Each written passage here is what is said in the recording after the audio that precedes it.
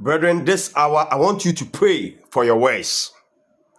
Many people don't understand the power of words. So many people just say anything just like that and they don't care. It is very, very sad when people always think they are angry. The words that comes out from their mouth, they can't control it. And most of the times speak certain words that even destroys their lives, create enemies for them, destroy relationship, even make them even being cut off from certain opportunities and benefits. Wherever you find yourself, remember, when God created heaven and the earth, everything that he himself did here on earth, he did it through words. And even when the earth was without form and void, he spoke into it and said, "Let there be light." And light came into existence. Brethren, God created you also in his own image according to his likeness. So you are a copy of God here on earth. So whatever God used words to do, the words that comes out from your mouth, it can either rebuild it, discover the good ones, and affect your life, or you can even utter words that will even come to destroy your life. I love what one of the wisest kings in the Bible, Solomon, said. In Proverbs chapter 18, verse number 21, he said, "Life and death is in the power of our tongue, and he who loves it will bear its fruit thereof, will eat the fruit of either death or life." Do you want to speak things that will bring death, or you want to communicate words that will give you life? Every word that we ourselves share in the spiritual realms is either God who need to pick the positive one and Satan pick the negative ones. And the what's beauty of it is the positive ones, it is like you building a house. You can't just take just few days to build a house. It will take you months. It will take you maybe years, even if you have everything. But if you want to bring this house down, if you want to bring this story building down, it will take me just few minutes just to bring it down. The same way, whatever you utter your words for, any word that comes out from your lip or your mouth, the truth is, the good ones are building your mansion for you. The bad ones are destroying everything. That is why you need to guide your words. So I love even David, one of the most powerful kings in the Old Testament days that led the Israelites, a great warrior. He says something in the book of Psalm 141, the verse number 3.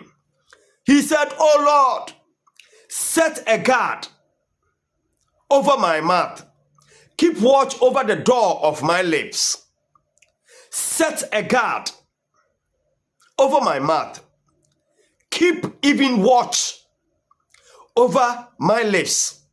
Why? Because he know the power of words. He know if you use any wrong word just like that, it can destroy your life. In the book of 2 Samuel chapter 15, the verse number 1 up to 6, Absalom, the son of David, used words to con the people of Israel and make them even follow him, deceive them through words, acted to just even lure them through words, and out of that made them follow them. I remember way back in Kumasi, I used to know a guy. The words that will come out from this guy's mouth will make you even give everything that you have to this guy. Brethren, there is power in the words that you yourself speak. Wherever you find yourself, wherever you are, wherever you go. James chapter 3, the verse number 8 says, "But no man can tame the tongue. The tongue, no man can control it, but it is you. When you get understanding of whatever you yourself want to utter, wherever you are, whatever you want it to come out from your mouth, when you pray that God, when you act like David, in the book of Psalm 141, the verse number 3. God will help you. So that even if you are being provoked, I've seen people in relationship, when they are being provoked, the words that comes out from their mouth registered into the minds of the other person. Then they look at that person, and the truth of it is, when you really want to know the heart of somebody about you, sometimes you can pick almost 75% of the truth true when the person is angry. And the words that comes out from their mouth loose, make them expose to certain plans against you. That's why sometimes in marriage, it is good the counselors will ask you, were you able to fight and solve your own problems? Because when you fight, you know how the person is going to misbehave. When both of you get angry, you know how the person is going to act. And if you think you can control that thing, that the person did, the words that came out from the person's mouth, how the person acted, if you think you can control, then that is okay. Then you go ahead and marry. The words that came out from the person's mouth, if you think you still can control, then you go ahead and marry the person. But if you have not passed through all these things and you enter into marriage with wrong person, later you'll be disappointed. Because the words that I hear coming from people's mouth in marriages was the one that collapses the marriage. Because the word the other person heard was something that even made the person thought this person may do something evil against them. Brethren, I don't know about you wherever you find yourself. You need to follow words. The Bible says, any word that comes out from our mouth, we are going to be judged with it.